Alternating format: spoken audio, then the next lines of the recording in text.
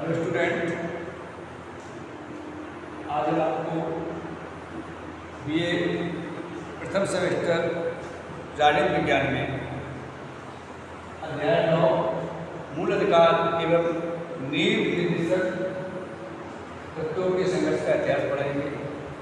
इनका तुलनात्मक अध्ययन करेंगे और ये समझेंगे कि मूल अधिकार और निर्देशक तत्व किस तरीके से हमारे लिए उपयोगी है। उपयोगी तो खैर दोनों हैं, लेकिन किसका ज़्यादा उपयोग होता है, कौन ज़्यादा हमारे लिए लाभदायक है। संविधान में दोनों चीज़ों की व्यवस्था की गई है और दोनों ही चीज़ों का, चाहे मूल अधिकार हो या निर्देशक तत्व हो, सभी का उद्देश्य व्यक्ति के विकास में योगदान देना है, व्यक्ति को आर्थिक, राजनीतिक और सामाजिक रूप से ऊपर उठाने के लिए प्रयास करना है। इसी अध्ययन में हम आगे देखेंगे कि मूल अधिकार एवं नीति निर्देशक तत्वों का तुलनात्मक अध्ययन। पहले का तुलनात्मक अध्ययन करते देखते हैं कि इन दोनों ही चीज़ों में सकारात्मक कौन है, नकारात्मक कौन है। वैसे मूल अधिकारों के लिए कहा जाता है कि मूल अधिकार व्यक्तियों के विकास के लिए सहायक हैं और राज्य के लिए निषेधात्मक हैं, जबकि निर्देशक तत्व राज्य के लिए सकारात्मक हैं और व्यक्ति के लिए सकारात्मक है। तो पहला पाठ देखते हैं कि मूल अधिकारों का स्वरूप निषेधात्मक है, जबकि निर्देशक सिद्धांत सकारात्मक है। क्या बेटा? मूल अधिकारों का स्वरूप निषेधात्मक इसलिए है कि मूल अधिकार राज्य को कुछ कार्य करने से रोकते हैं। मूल अधिकारों का उद्देश्य यही है कि राज्य कोई भी ऐसा कार्य नहीं कर सकता है जो व्यक्ति के मूल अधिकारों का हनन करता हो।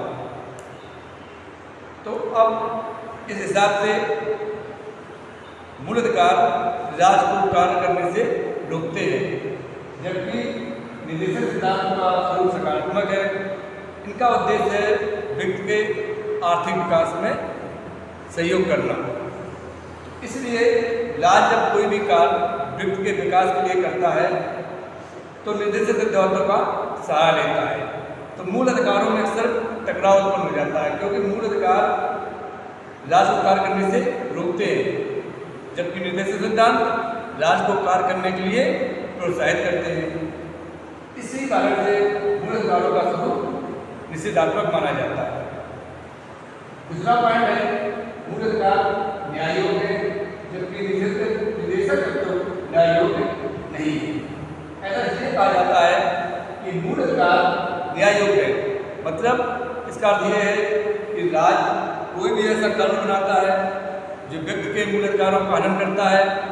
जो भी उनको 6 मूल अधिकार मिले हैं, उनमें से किसी भी मूल अधिकार का अगर हनन हो रहा है राज्य के कानून के द्वारा, तो व्यक्ति हाई कोर्ट और सुप्रीम कोर्ट किसी भी न्यायालय में जाकर शरण ले सकता है और अपने मूल अधिकारों के बचाव के लिए अपना पक्ष रख सकता है। इसीलिए संविधान के अनुच्छेद 32 में संवैधानिक उपचारों के अधिकार का वर्णन किया गया है।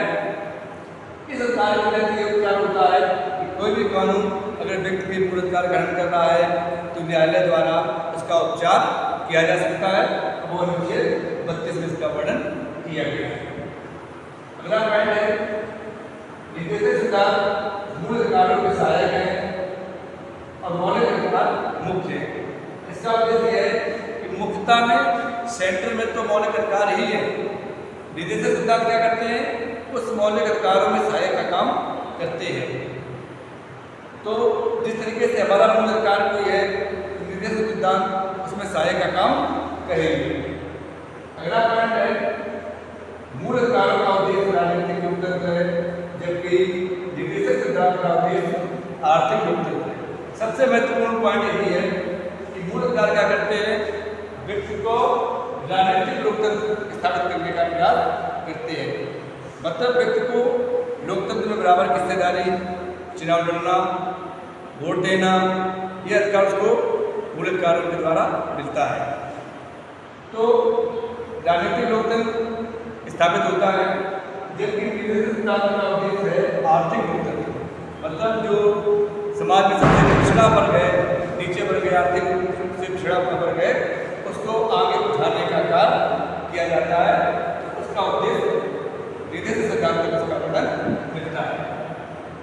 अगला पॉइंट है निवेशित सिद्धांतों का मौलिक अधिकारों से अधिक है। बेटा इसलिए कहा जाता है कि व्यक्ति के लिए सबसे महत्वपूर्ण है आर्थिक रूप से संपन्न होना। तो मौलिक अधिकार आर्थिक रूप से संपन्न हो व्यक्ति ऐसा कोई उपचार नहीं करते हैं, जबकि निवेशित सिद्धांत का मुख्य उद्देश्य है व्यक्ति को आर्थिक रूप से संपन्न करना, उसे आगे बढ़ाना, उसको समाज की मुख्य धारा में लाना।